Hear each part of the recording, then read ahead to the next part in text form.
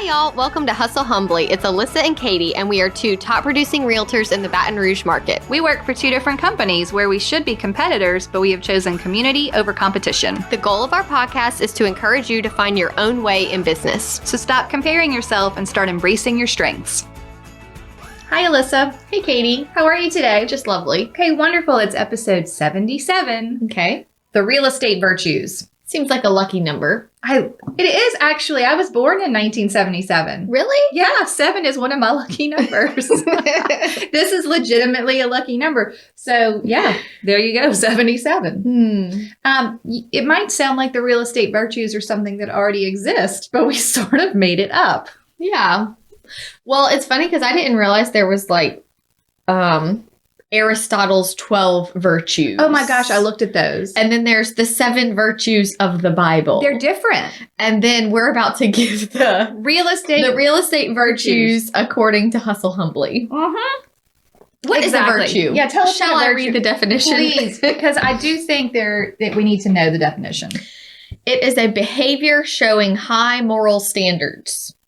A lot of pressure there. I know. So it's basically behaviors that you need to be successful in real estate. Yes. And we just have a plethora of things to talk about. I came up with a really long list. Aristotle only had 12, but okay, do you know how many you have today? I have some written down, but I feel like there's more that I wrote down 13. Oh, wow. 1, 2, 3, 4, 5, 6, 7, 8, 9. Okay, great. We'll see where we overlap. Yeah. Because the fun part of the show is that we don't always share our notes with each other before we start. Okay, what I want to say too before we start, how do you feel like this is different then? So when we've done something like, don't be a, or how to deal with a, or emotional things, or dealing with an unhappy client, do you feel like the real estate virtues are going to pull some of the characteristics we've talked about and just put them into a home together? Some of these things we have not talked about before. The virtues might be things that help you deal with those situations. Agree.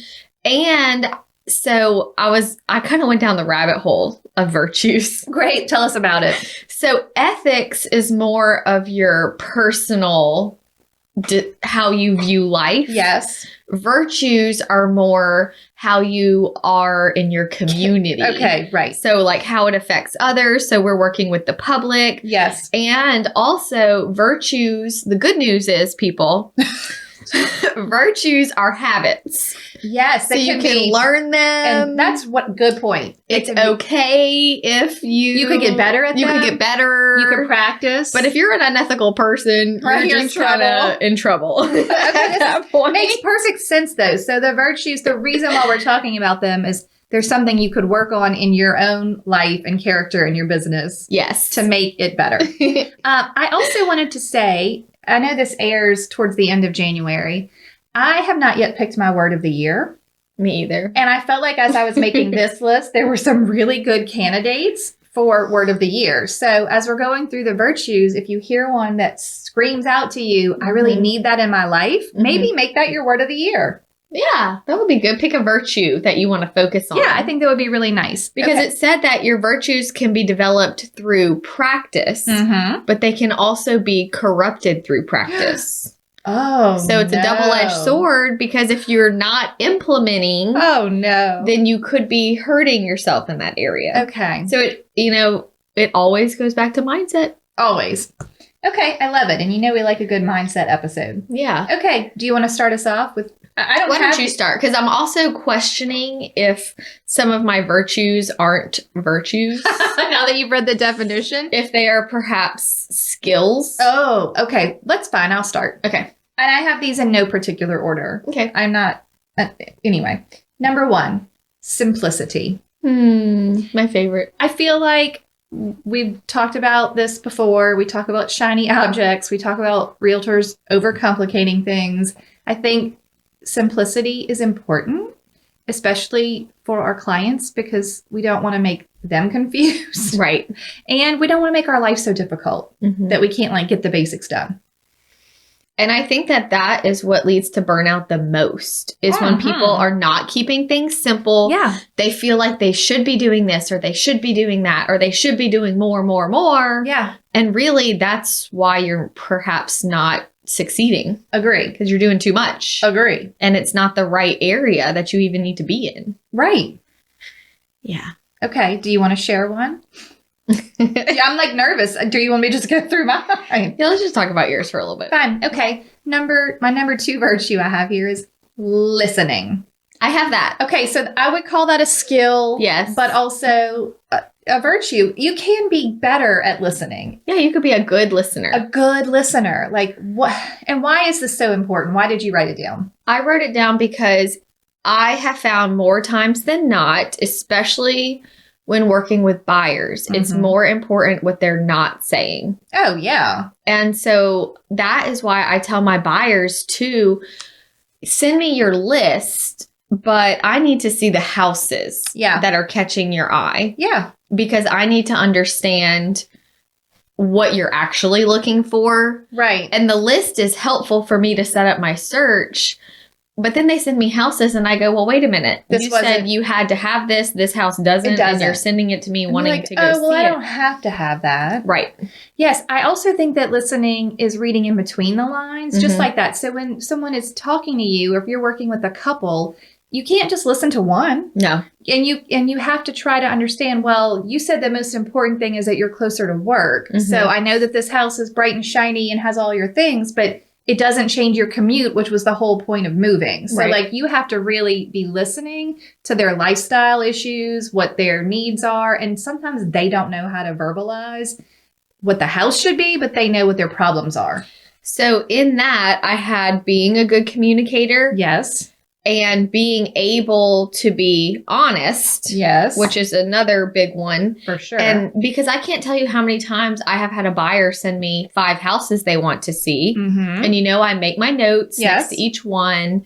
And I'll say, hey, this one was outside of the city limits that you said. This one does not have a garage. You said that the garages were non-negotiable.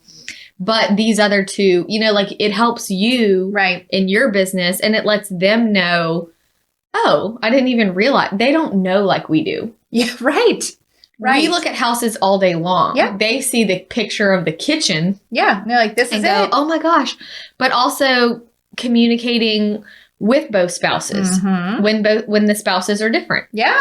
And if there is a spouse that tries to communicate on the side, look, my husband says this, but I think if we show, really being honest and saying, look, I don't want to waste your time. Right, you'll have to buy the same house. Time. Yes. I try to keep them on a group text if they start texting me on the side. Yeah, I'm can't do that. Or emailing me on the side or whatever form of communicate. Calls are hard because once they're on the phone, what are you going to do? Yeah. But yeah, that's rough. Okay, so communication and listening really are hand in hand. Okay, I love that. All right, you want another one of mine? Yeah. Okay, I have... Okay, well, great. I'm going to tell a story first before I tell you this one. Okay. Actually, I'll tell you what it is. It is patience. Number 1, Connor Brooks requested an episode on patience, and he was asking for it in reference to being patient with a difficult buyer, which I do think is key. Yeah. But I had a recent client, a buyer, say to me, she said, you really are the most patient person. We so appreciate it. She says, I can now see that realtors really have to have a lot of patience. And it was simply because they needed to go back to the house a couple of times, like before they could make their offer. And it was a big deal. And they were like, and then I would have to stay there for a while. One day they brought their parents. We needed the parents to see. And then I would stay there for a while. And she was like, so like, thank you so much. You're being so patient. I'm like, oh, this is it. This is part of the deal. Yeah. But I think that patience really covers a lot of micro stuff, like being patient in that way, just waiting while people like get to where they need to be in their mind. And then macro stuff, like you have to be patient if you're using systems or if you're trying to work your database, if you're trying to build your business, like none of that stuff happens overnight. No. So I think that one is probably one of my like, number 1, if you had to work on anything, work on your patience. It's funny because I had a lender that recently bought a house. Okay.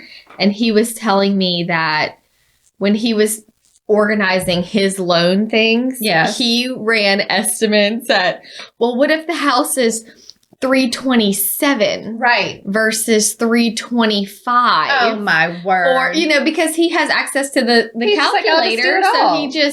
Anytime he wondered, he's like, I wonder how much of it. He goes, I'm not going to lie. This has been so good for me buying my own. To be on the other side. Because when you get those emails that we think are, dude, it's $2,000. It changes your monthly note like $8 or something. Right.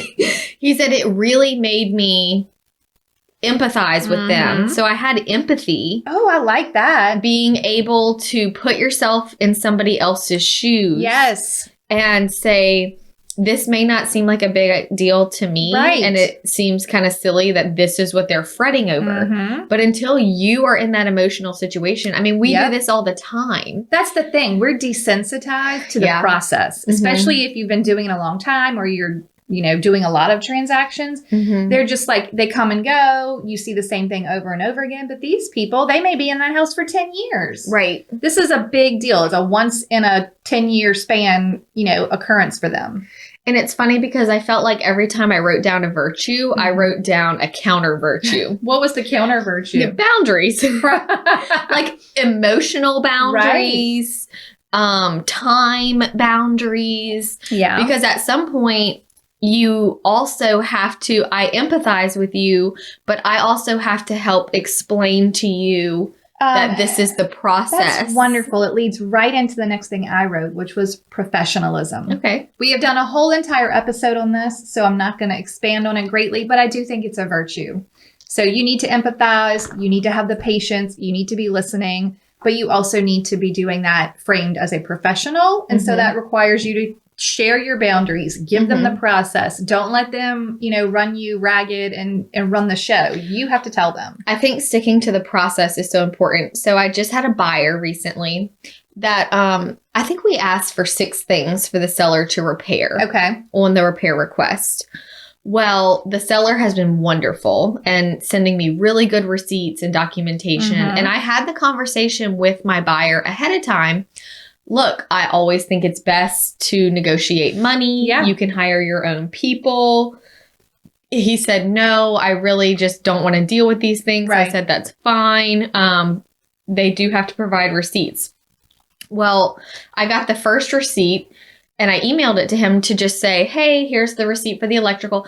Okay, when can we go by the house to check these things? And I said, at the final walkthrough. Right. Like that is when we go. Yeah. And he said, well, when is that? I said, remember, it's within 5 days. Well, what if something's not right? Well, that's why I wanted you to take the money. I said, well, we have a receipt from a licensed electrician. So if it's not right, we will call the electrician and get it handled. But every time I sent him a receipt, he would say, when can we go check it? And I would remind him the final. So I stopped. I just accumulated all the receipts. And did it all at once. And did it all at once with an email that said, we will check all of these items at the final walkthrough. You're welcome to hire the home inspector again if you're really nervous, because you seem really nervous. Yeah, right. But guess what we're not going to do? Because the other thing is that the sellers were mid-packing. Okay. It was an occupied home. Yeah, they're busy. Yes, we cannot be going over there every weekend. No. And so it's also our job to enforce the boundaries, not just for ourselves, but for the transaction. We can't be kicking sellers out their house or. No. And I will say it is really hard when the house is vacant. Yeah, right. Because you're like, I don't have a good reason. I don't have, except for the fact that this is how the process works. Right. But I do have in the template, once the buyer is under contract, that, hey, this is when our inspection is. Yeah, that's your one time to be there. This is your time. This is your time to measure. Bring your family. Bring your boss, your friends. Right. Like, this is the time. And I think, yes, there are always going to be outliers and people who don't listen when they get that email. But I've had a lot of people be like, oh my God, I'm so sorry. I know we're only allowed to go this one time, but we really need to go meet a contractor or whatever. Yeah. And I will take it on a case by case and be like, look, it's fine. We can go. It's not like a black and white thing, but it's the ones who push it are going to push it the whole time. Yes. Like he wanted to go every quickly. Yeah. If you say it's just like answering the text at 10 p.m. If you do it once, you're going to have to do it the whole time. Yep. Okay. I think that's really good. Do you want to hear my next one? Yep. Efficiency. Yay. I really did this one, not just for you, but you are literally, I think that may be your like top number one virtue to me when I think about your business, just high level efficiency. Like, how can we do this easier? What can we do to make it systematized? What can we do to make this easier for the client? How can I use 5 minutes wisely? How can I use an open house wisely? Like, that's just high efficiency. Yes. And I had organization. I think that's to go hand in hand with that. But, you know, this is when, especially if you aren't organized. Yeah. It's so overwhelming to people because they think it's going to take weeks or that they have to have this big production. Right. But like you said, if I have 10 minutes, you're getting a lot done. I can get a lot done versus people who are waiting for the day that they have a whole day. Right. And then that day never comes. Right. So they just never get organized. Well, I think that if you're not organized and you don't have efficiency, burnout is a daily struggle. Yes. To where at the end of every day, you are just exhausted. You feel like you haven't gotten anything done. You just barely kept your head above water. Like that mentally over time, it's going to weigh on you physically. It's just bad news. And efficiency is so easy to put in place. If you're flying by the seat of your pants in your business right now, find a way to just, what did you say the other day on Instagram? Done is better than perfect. Yes. Just start. Pick one thing. Yeah. I see agents that have been in the business 20, 30 years and they have never had a real system in place. They have never really gotten organized. And can I tell you, when I see those people, those are the people that I'm like, I don't want to be You can't there. Be that. No. That's a lifelong pattern. Like, that's just who you are at that point. Yes. Like, and I think it leads to long-term health issues, sleep issues, anxiety. I think this area of business affects your health. For sure. Because that is when you can't ever shut it off. High stress levels. High. Like, did I remember to get the termite certificate? Did I remember to tell them to, get a cashier's check for closing? Did I remember? Oh my God, like just high stress. That's not good for your body. Right. Okay. And I think if I had to pick something and you are I don't know anything and I don't have anything in place, I just start with a template. Just start with 5 email templates. What are the things that you have to repeat over and over again to your buyers and your sellers? That's the one for me that was like the magic piece that really, and of course, I had all kinds of systems before that, but that's the one that will impact your time and your mental capacity the most, for sure. Hello, friends. We are so excited that so many of you are using the template course, and the reviews are just pouring in, letting us know that it has helped your business as much as it has helped our business. Yes, listen to this review. Thank you so much for providing this wealth of information, knowledge in template form. So far, I've used a handful and received positive feedback like, "This is so professional," or "I really appreciate how organized you are." I mean, can you imagine? Yeah, your clients are actually going to say that. Yes. All right, here's another one. Thank you so much for this. I can't tell you how many times I've started this and how many notebooks of samples and notes I had. I have ADHD and it is super hard to stay focused on getting it done. Having it all in one place is going to make it so nice. That is what we're here for. I know, just look, you don't need to reinvent the wheel. Just use these. Yeah, nice and simple, easy, ready to go, ready for you to put your own logo on, make it sound like you. So head over to hustlehumblypodcast.com/course and check it out. That's right. And you're going to enjoy them. You're going to love them. You're going to change your life. Literally fired my assistant. They are the best. Okay, enjoy the template. Yes, enjoy. Or like if your email is out of control, say, I'm going to unsubscribe from 10 things today. Not every day. It's when people get into, I'm going to do this every day. Yeah, because habits are hard. Every day. Yeah. That is when they don't do it. Correct. And when I was reading about virtues, every time that you say you're going to do something and you don't, it makes you less likely to ever do it. Stop. Ever.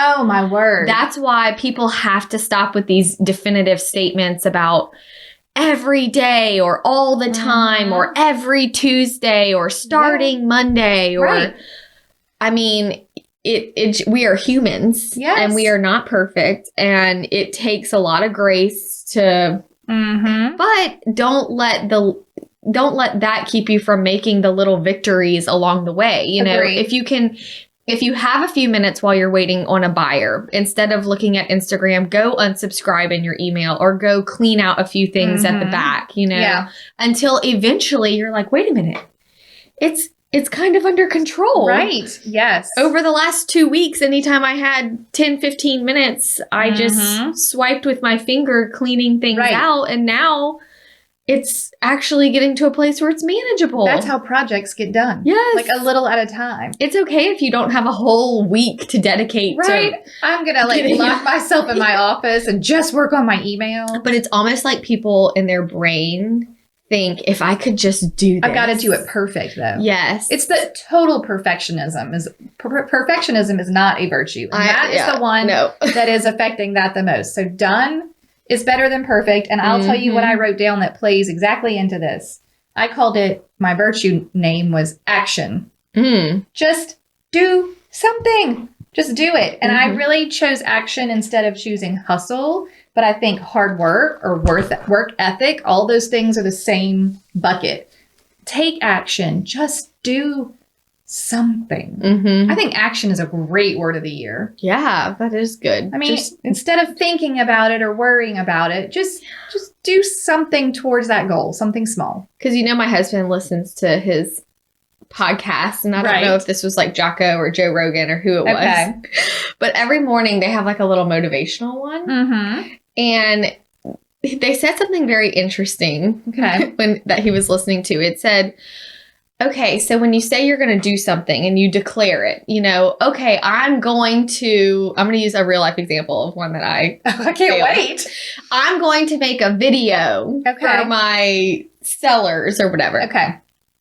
If you find yourself explaining to someone why you didn't do it, you quit. You're a quitter. No matter what the reason is, like you quit. Oh, no. So when you find yourself explaining or rationalizing why you can't sit down and clean out your email, why you can't drink so much water a day. Well, I was going to go to the gym, but the class got moved to a different time. You're quitting. Yeah. You're in the process. You're in the process of quitting. Yes. You're in the rationalization process. Yeah. You're like, it's okay to quit because I can't. And these are the reasons why. This is why. But really, the bottom line is that you aren't going to try. Yeah. Like, it's not that important to you. Right. At the end of the day, if you are going to rationalize your way out of why you're not going to do something you said you wanted to do, it's just not important to you. It's just not important enough to you. That's and so I was like, good. You're like, he's right. Because it's not like you you don't even, they said you don't even recognize that you're quitting. You got there logically. Yes. You're like, I logicked my way out of that thing. And then you feel good about quitting. You're like, I couldn't do that anyway. And I was thinking, this is dangerous. Did they tell you how to combat this problem? Just that it's a mindset thing. It's okay. And that you have to, they did say if you write something down, you can't argue with it as much. Okay. So, and also being careful who you're friends with and who you're talking to, because you don't want them to say, oh yeah, well, you can't do that. Right. Like you can't go work out at 5:30 in the morning. You need them to challenge you and hold you accountable. Yes. Got it. Okay. Oh, that's good. Very interesting. Okay. Well, I think this falls right in line with that. I have on here consistency. The magical consistency. And just like professionalism, we have dedicated an entire episode to this topic. But I wanted to make sure it was listed here in our virtues because it's really important. Yeah. And especially with exactly what we're talking about, creating habits, getting things done, getting goals met, getting projects finished. Consistency. And it's okay if you miss a day. It's okay. You know, you can always pick back up. It's when you miss a day, so you say, well, screw it. I'm not going to do anything. That's perfectionism. Right. That's exactly the definition of perfectionism. Well, I didn't do it perfect, so I'm out. I'm done. Oh, I got to, I cheated on my diet. Diet's over. Forget it. It's done. Okay, that's a good one. All right. Do you have another one or do you want me to share one? I have self-control. Oh, that's good. And self-control can be when you have clients that are not speaking to you the way you should be spoken to. Okay. It can be self-control with your emotions, not letting the stress of this job affect you emotionally. Yes. But that's also like mental, Oh, like fortitude? Mental fortitude? mental fortitude. Okay, I like that. And then just self-control in your business, doing what you say you're going to do. I think that's having good. some systems. That's for sure a virtue. Mm-hmm. Okay, what about this sort of not the opposite, but flexibility? Yes. I think that, a lot of people come into real estate for the flexibility. But when I think about it as a real estate virtue, it is, do I let everything fall apart when I have to do an inspection on what was supposed to be my office day? Do I just move that to another day? Do I understand how to deal with a flexible schedule in a way that is a positive thing? Like, I am lucky enough to make changes, kind of suddenly, but how do I stay consistent? How do I keep the focus? Like, how do you navigate the flexibility is maybe what, and being flexible with your clients and like, just sort of a go with the flow kind of job. I don't know I guess grace is a virtue. Isn't that even a quote? Grace is for sure. I think grace is literally a virtue. A virtue. Yes. Like probably one of the 7 biblical ones. Maybe so. But I think in order to be flexible, you have to give yourself grace. If an inspection gets scheduled or if school calls and you have to pick up your kid, you can't throw your hands in the air and say, well, this is ruined. Yeah. You have to say, well, this is life. Right. Things happen and I'll have to reschedule these things and it'll be fine. Yeah, but I almost feel like you have to approach it with some level of excitement. I'm excited to come back to this. Yeah. Like, I'm not giving up on whatever I was doing. Like, I'm excited that I have the opportunity to return to this. Yes. Okay, that's very good. Okay, I have in here, which I think falls in line with this, is perseverance. And I specifically was thinking about perseverance in the actual day-to-day getting through a transaction. I mean, sometimes solving those problems takes some real perseverance. Like it's not easy. Lesser agents will just let it go. Oh, well, a deal didn't work out. I mean, just think about the times when you've contacted, you've told us the story of you having to contact the buyer's agent's buyer because they're like, oh, well, here's the cancellation. We're done. And you're like, nope, let me at him. I'm going to give this a go. And that's perseverance. And I think it also is the same if you're implementing a system, if you're working your database, if you're doing any of these consistency tasks, you have to really lean into some perseverance. Yeah. And it's hard too, because it's like we talk about letting things go and when to fight, when to rest. Yep. But perseverance really is knowing when it's time to push for something. Yes. Versus clinging to something. Do you know what I think? That doesn't work. Agree. I think that you can become better at perseverance when you're not being inconsistent. Like when you're super stressed, like all the things we talked about earlier on in this episode, when you're feeling the stress and the overwhelm, then it's very easy to just be like, oh, I give up, right? Because I'm overwhelmed. Like I don't feel like I can persevere because I'm burned out. So I think they all kind of work hand in hand in that way. Yeah. Okay. What else you got? I have on here level-headedness, but I think, I don't know. I don't think that's... I don't know. I mean, that's not. It kind of just goes with maybe like wisdom. Wait, what did you say? But no, you said something already that sounds like that. I know. But I can't remember what it was. I'll have to go back and look. But okay. And then I have teaching, like being able to teach, having the heart of a teacher. Oh, that's funny because I put knowledge. Okay. That's better. You can pass on knowledge, but also I feel like you need to, I like that you took a teaching angle on it. I wrote knowledge in the way that you have to value your knowledge. You have to build your knowledge. You need to be in your way able to share your knowledge. Like knowledge is a huge virtue of a good agent. A good agent is just, they have the information that they need to help their clients. Yes. Right? Yes. Okay, I love it. You have another? I think that's really it. Okay, I had kindness. Yeah. Because, I mean, really. You gotta be kind. I mean, you've got to be nice. Like, you just really need to be kind to yourself and your clients and your other agents and just, you know, the whole operation. Mm-hmm. The other one I had was confidence. I feel like, I mean, that's pretty self-explanatory, but that's definitely something that you can build over time. It's something that a lot of people struggle with, especially in the beginning. Yes. Do you know how you get confidence? Knowledge. It will get you right there. Consistency. Take some classes. All of these things, yes, will build your confidence. Mm-hmm. Okay, I have one left. Okay. When I do my good thinking, I was like, oh, and because of the title of the podcast, I feel like humility really needs to be on here. I mean, that's where I think a lot of us dislike the industry. Yeah. Is the lack of humility. There's a lot of vain. A lot of flashy. Yeah. A lot of flashy. A lot of look at me, check my numbers, check my car, look at my, fancy operation. Yeah. The look at me. Right. Don't be that. It's not about you. Humility. Humility is key. I think these are all really good. These are great. Do you have one that you're focusing on currently? Is there anything that you feel like you're struggling with that maybe you need work or practice? I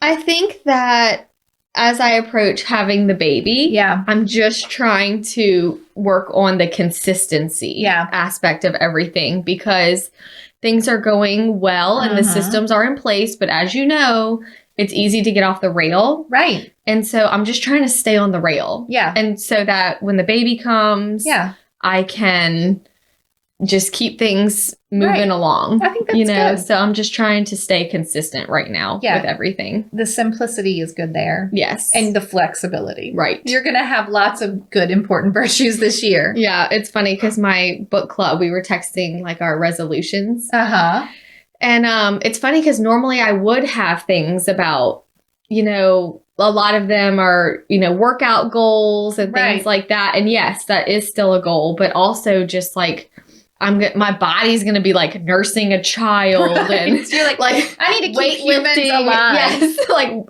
in the past I've always had, and I still of course want to stay healthy and active. Yes. But maybe my goal of like certain, like lifting certain weights or running a certain distance, like I'm okay. I have to kind of take that off the table this year. Maybe your goal is just to move. Right. Sometimes. Right. And drink possible. Water. Yeah. I think look, those are actually really admirable goals. I tried to keep it. It was funny because I was like, I'm going to just keep it really simple. That is and that's important. Okay. That's what I can handle right now. That's the problem. I don't want anyone to listen to the episode and be like, oh, there's so many.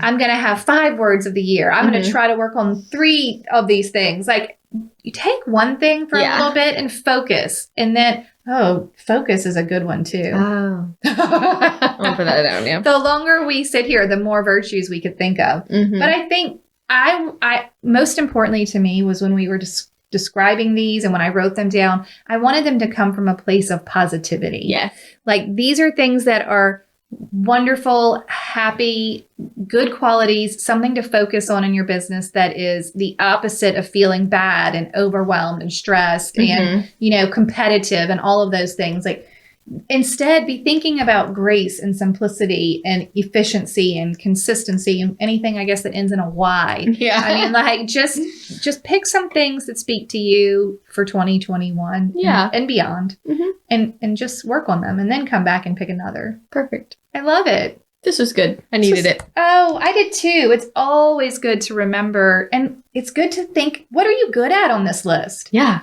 Like, oh, yes, I am good at that. Lean into that. Then add another. Like, don't feel Do you have something you feel like you need to work on? Oh, gosh. Probably, efficiency still.